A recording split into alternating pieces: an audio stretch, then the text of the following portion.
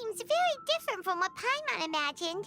Shouldn't Irminsul be in this realm of consciousness? Yes, that is our destination. But I didn't expect the remaining consciousness of Greater Lord Rukkadhevata to be as polluted as this. Forbidden knowledge? It seems you know about a concept that even I don't completely understand. Could you tell me what you know?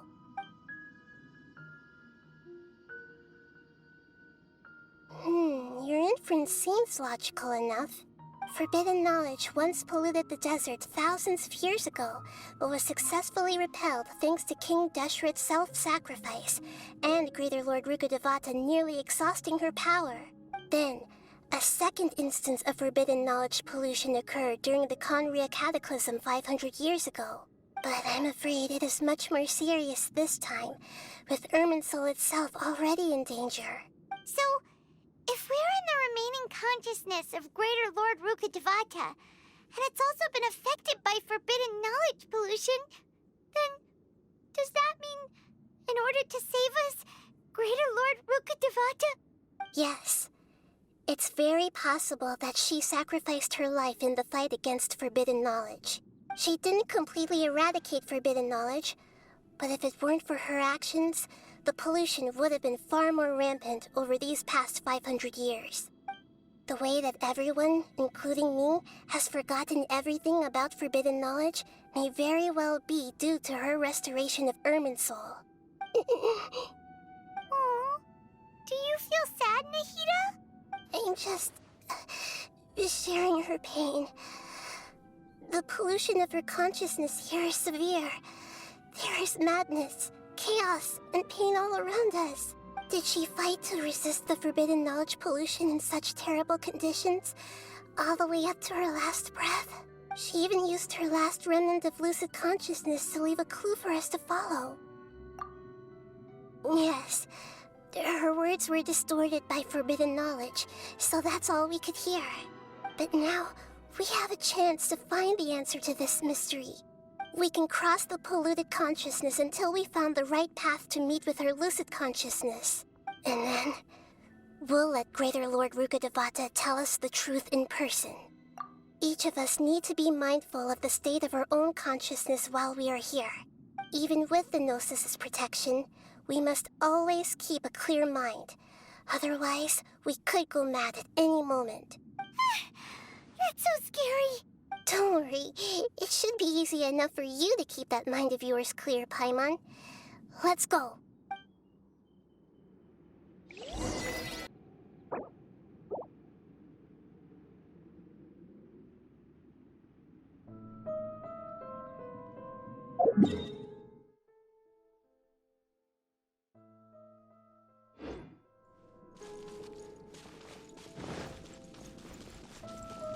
Are we in the air? And why is there a huge boat? That's the boat of consciousness, which symbolizes reason here. Wow. What are these? The monsters seem to have been affected by them.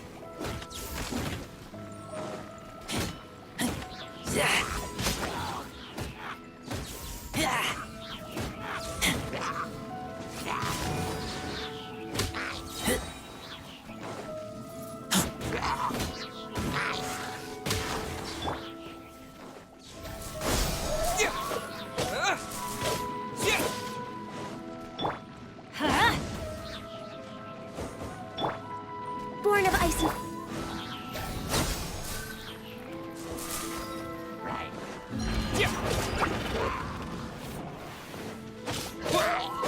Scatter!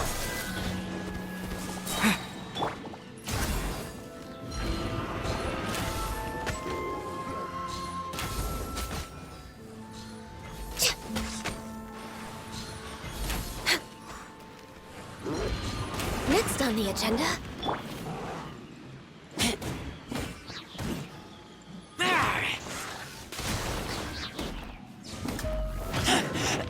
I taste blood.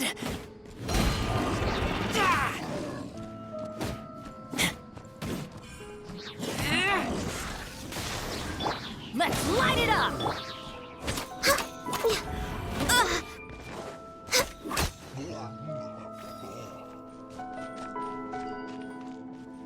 way behind schedule.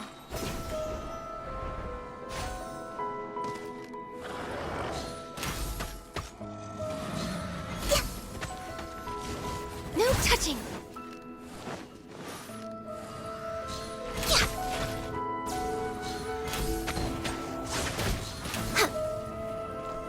Access denied.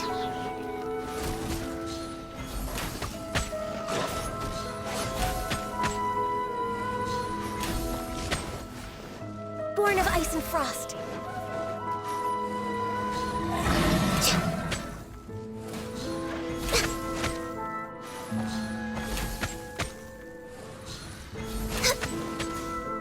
Access denied.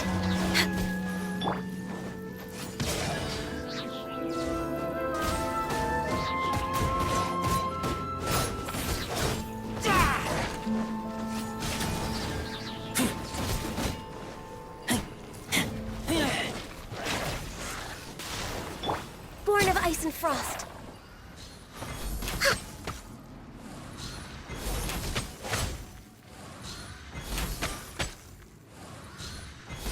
Look!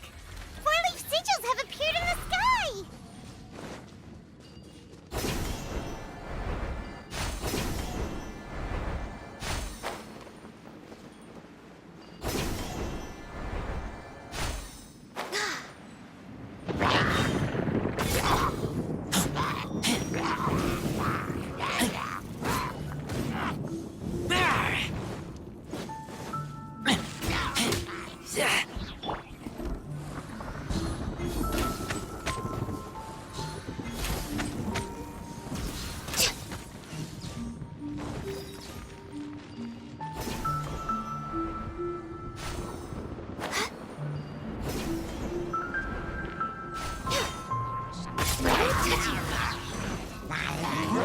We're way behind schedule.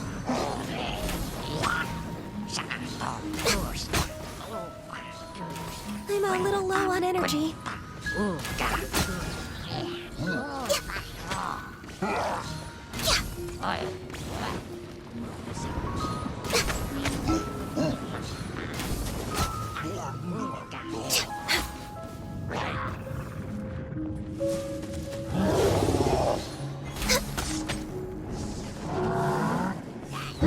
My contract goes unfulfilled.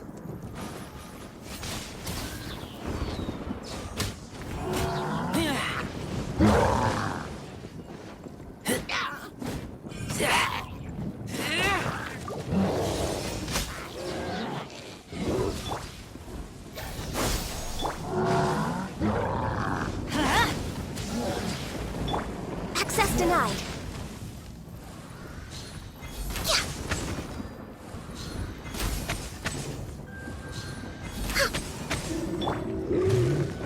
Let's light it up! I'm going in!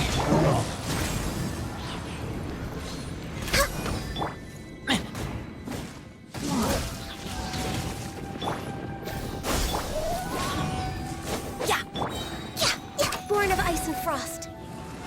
We're way behind schedule. To control the boat of consciousness, we need to find the helm first.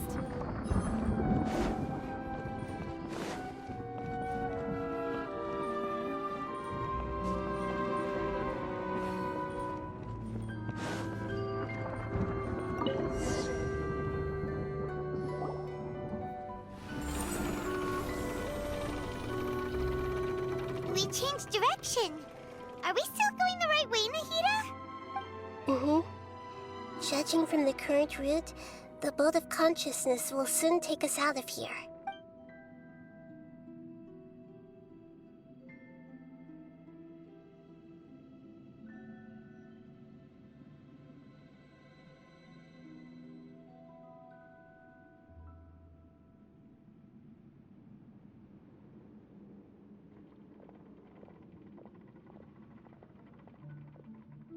We'll be arriving at our destination soon. How are you feeling? Are your minds still intact? Huh? But everything's been completely normal for Paimon. Hopefully there won't be any more interruptions. This time, we should be able to meet Greater Lord Rukkadhevata. Are you saying you've never met Greater Lord Rukkadhevata before? No, it seems that my birth and her death took place at the same time. Otherwise, I think she would have given me a little more guidance, and I could have done a better job. Hey, you've done a great job, Nahida. Let's get out of this creepy place and go meet her.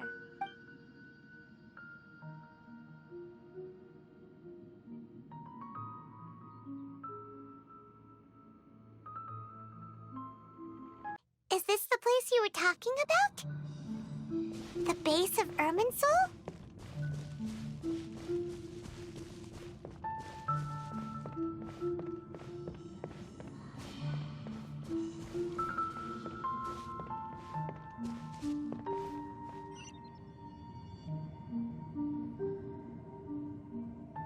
Well, this is the place.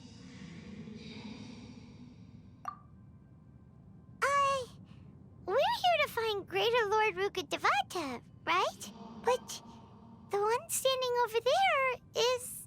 Is that me? She looks exactly like me. Are you Greater Lord Rukkadhevata? Yes, that's me. Are you surprised by my appearance? Irminsul and the surrounding lands have been reproduced here as they were years ago. But this is just a realm of consciousness. We are manifestations of the same nature. Hence why we would appear exactly the same. We're of the same nature. Why? Because you are me, and I am you. You are me in the new samsara. The new samsara? As Greater Lord Rukkadhevata, I'm the avatar of Irminsul. And you are the purest branch snapped from Irminsul. Imagine it this way. Even if a tree dies, its branches will eventually take root and grow, continuing the tree's life in another form. I'm merely the remaining consciousness of Greater Lord Rukkadhevata. The real me has presumably died a long time ago.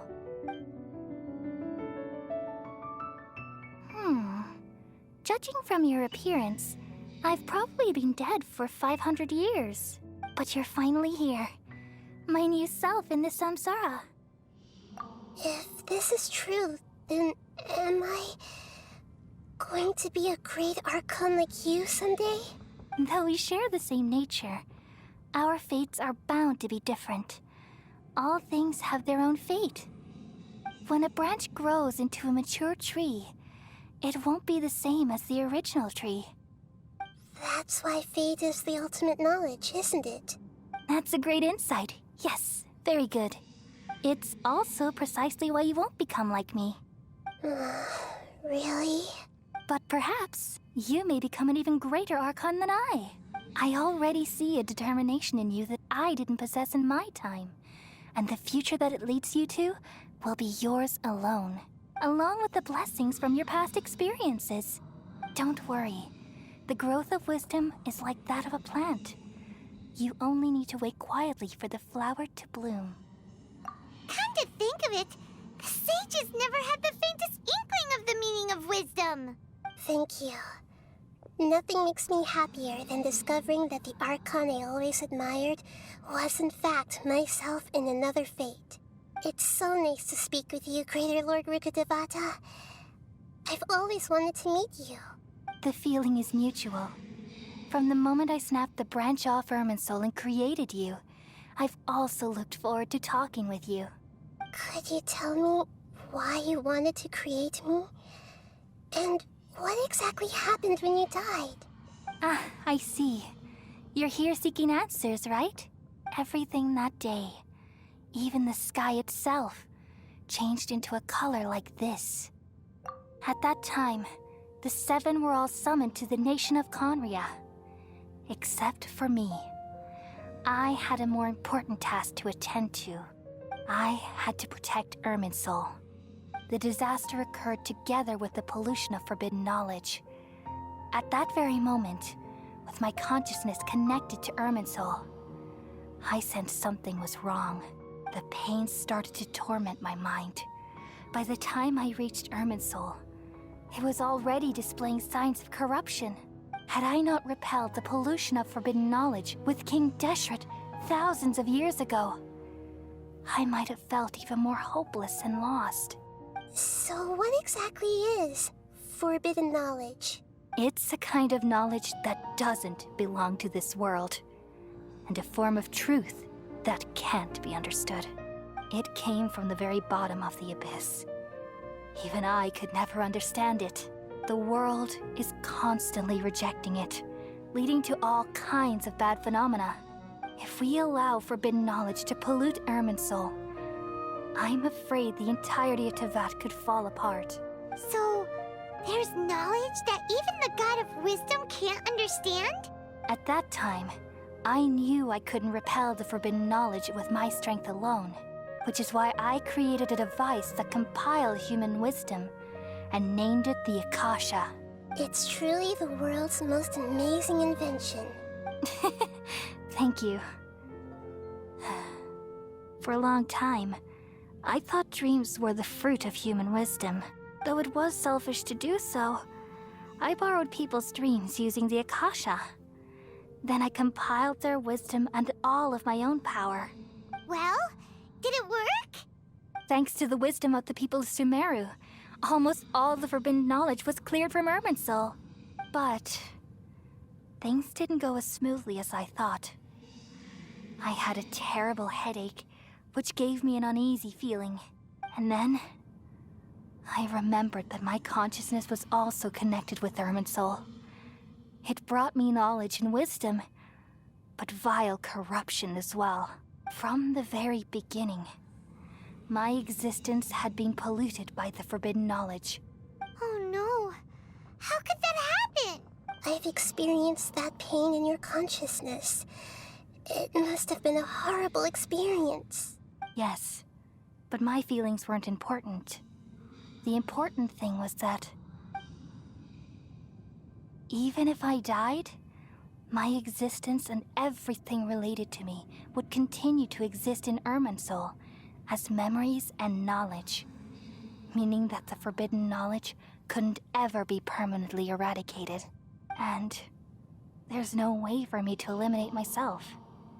It would be a sort of paradox. So, I took the purest branch of Irminsul as my incarnation in the next samsara, and left a trail of clues, all in hopes that you would come here and remove me and my pollution from Irminsul forever. Wait, no, I can't. So you realize what that implies? You are very smart indeed. Irminsul has all the knowledge and memories of this world.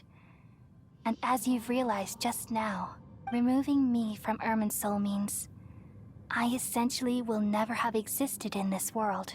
But this is the only way to save Irminsul. People love you so much, and they've missed you so much over the past 500 years. I am exactly the same. So how can we just forget you like this? Is there really no other way? There must be something else I can do. You're the god of wisdom, Buer. You should know that there is no other way. But this is so cruel. I don't want to forget you. No need to feel so sad, Buer. As someone who delights in wisdom, you should feel joy at finally finding the answer. These are the words in their entirety. The answer you've been seeking all along. Let the world completely forget me.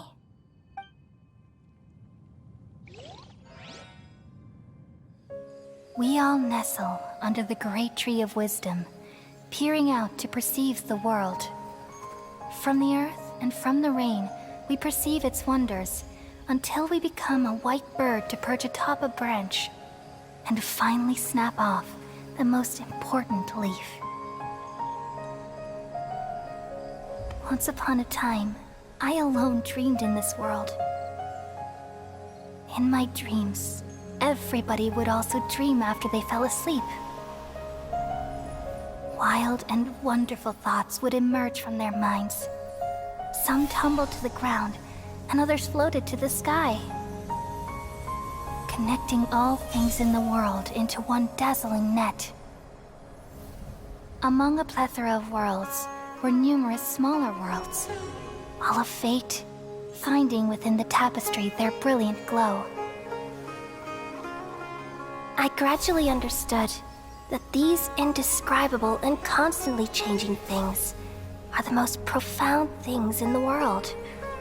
Only they can completely repel the madness.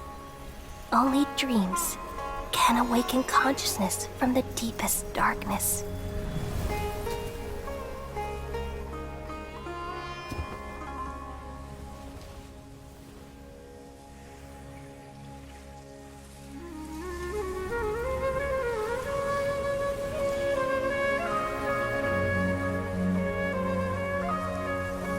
I'm the one who posed this question, yet also the one who sought a solution. Saving the world with the dreams of the people used to be my answer. And now, you've also found your own answer, and I shall return all the dreams to the people.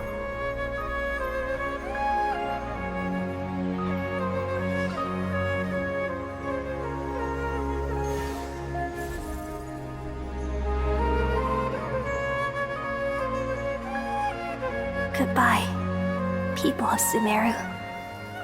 May you be blessed tonight with the sweetest of dreams.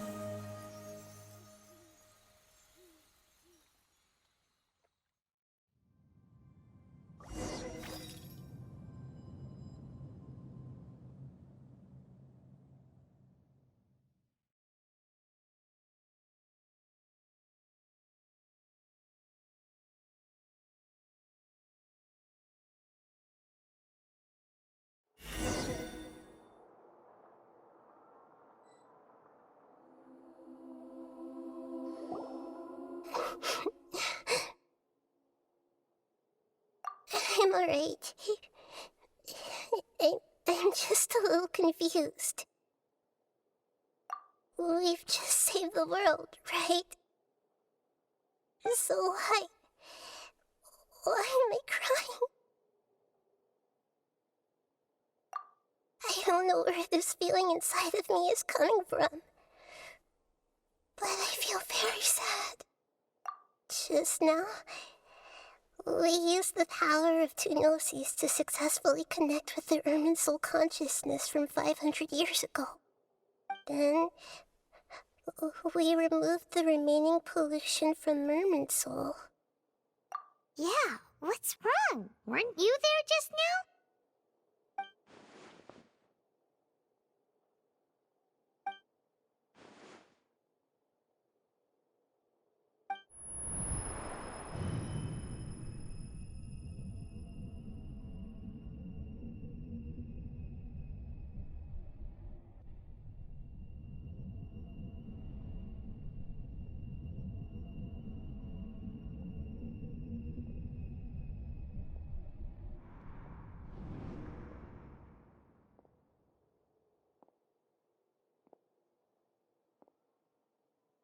Huh? That sound. Traveler! Paimon! I've been waiting here far too long. But finally I have the chance to be alone with you. All the precious time I wasted has finally paid off. The doctor! What have you done? Just a type of sound wave that can quickly put defenseless people into a dream.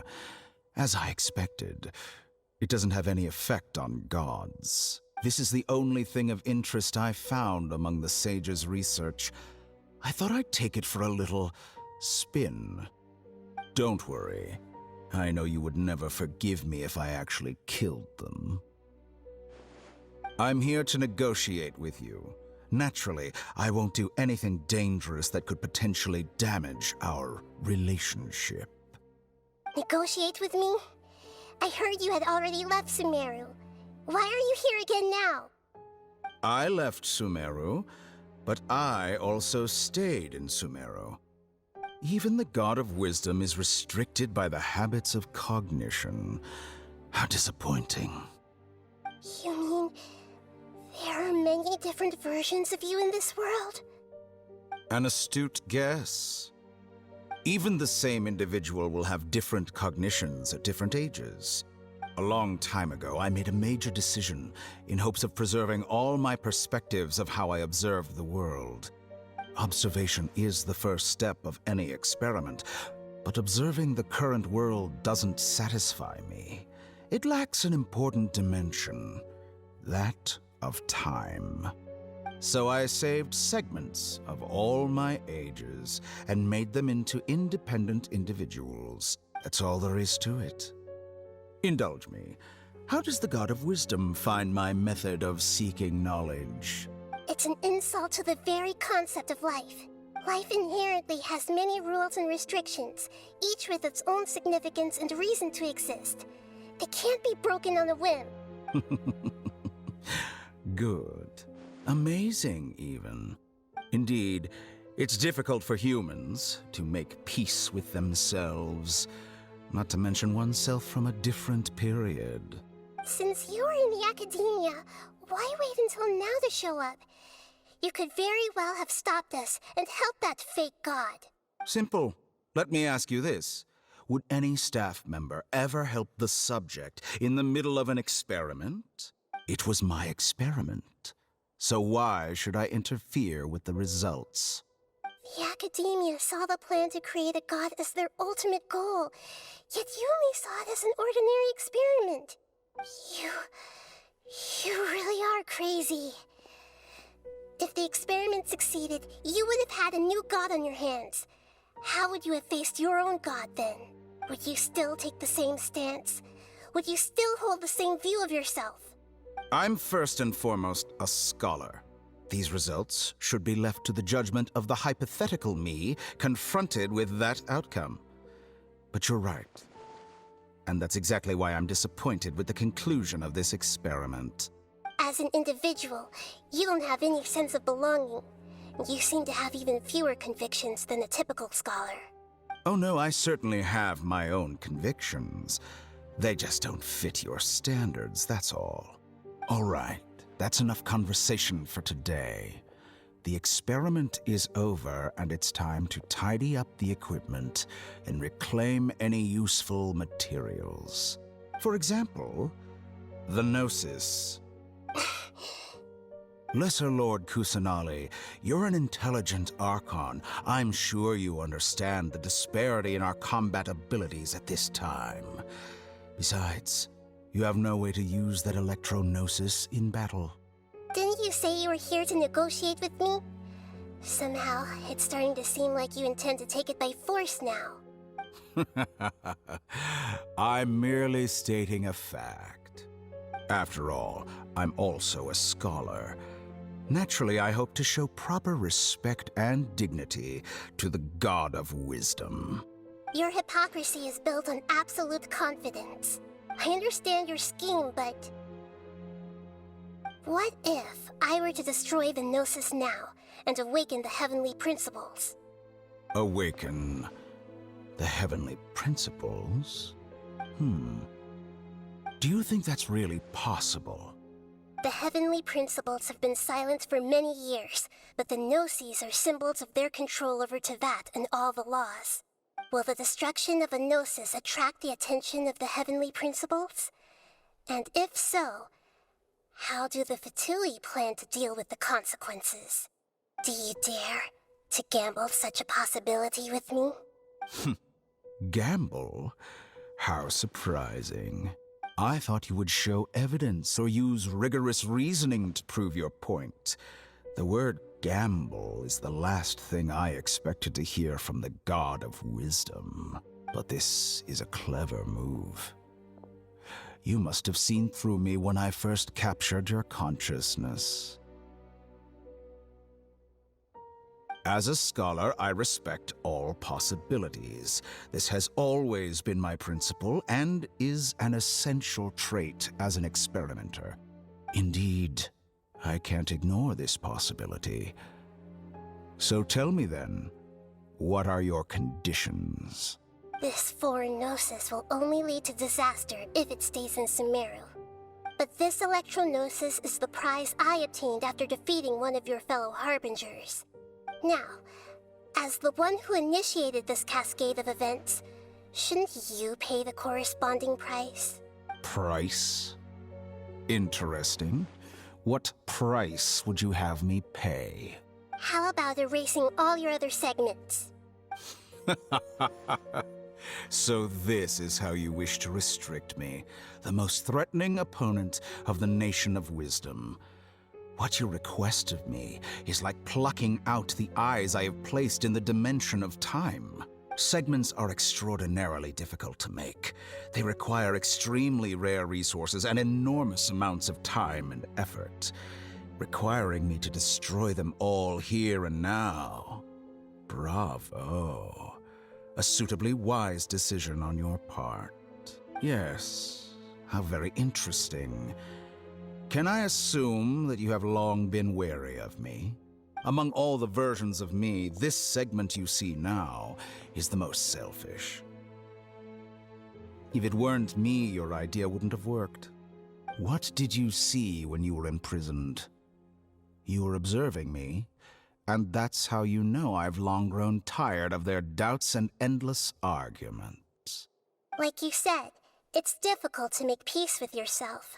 Being as smart as you are, have you managed to do that? I see. If you think all those versions of me are worth a gnosis, then deal. You sure didn't hesitate much. Is the relationship between all the versions of you really that bad? I don't think there's any need to dwell on that.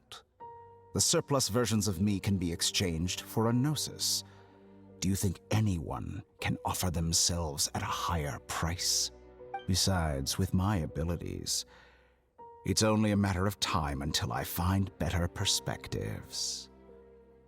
Perhaps it's best to say, you're just temporarily ahead. But what I'd like to know is, how can you be sure that I've really erased them? I can see your remaining honesty.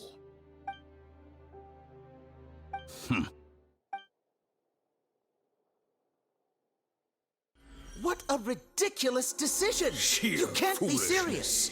How could I have been so short-sighted? You think this is the end? I'll have my revenge! You'll make this moment count. You will regret this! Well, have you confirmed that it's complete? Here, take it. The future of Sumeru City will be in my hands alone. I will shut down the Akasha and let curiosity and the thirst for knowledge drive the realm of academics once again. There won't be any further gaps for you to exploit. It truly pains me that my academic achievements have never been appreciated in my homeland. Of course, I have no interest in being rejected by this city for a third time. Another chess piece. And where is your dendronosis? Don't be greedy, Harbinger of Snezhnaya. No, this is a different transaction. If you intend to turn off the Akasha anyway, then there's no further use for the Gnosis of Sumeru, is there? Besides, isn't it the Archon's duty to deliver what's desired of the Seeker? Oh, judging from your expression, you don't seem to find the idea very agreeable. Then let's think of it this way. Since you're the God of Wisdom, how about I exchange some knowledge with you? People exchanging knowledge with the God of Wisdom is the stuff of legends. Yet here you wish to exchange knowledge for the God of Wisdom's property. Arrogant as that is, it has piqued my interest. Let me ask you, have you in all your mighty knowledge ever heard the rumor that the skies of Tevat are fake? Huh? That's the secret hidden by Irminsul concerning the truth of this world. Once I finish telling you about this, it will be time for me to say goodbye. With negotiations, we've all gotten what we wanted. I'm very glad I got to meet you like this. Your arrogance may know no bounds, and convictions may mean nothing to you. But I'll still listen to what you have to say.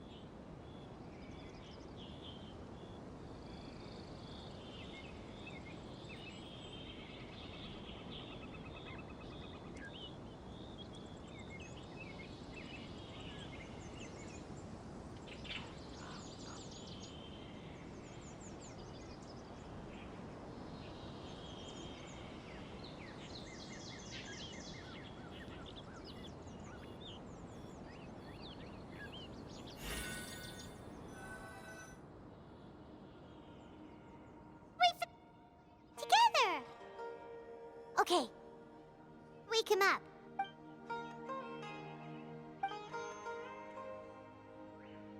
Are you awake?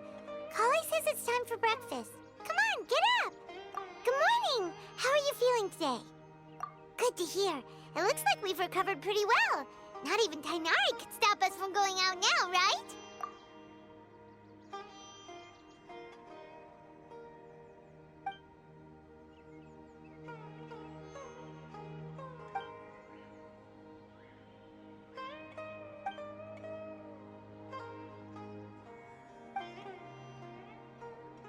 Come on, Traveler, let's go!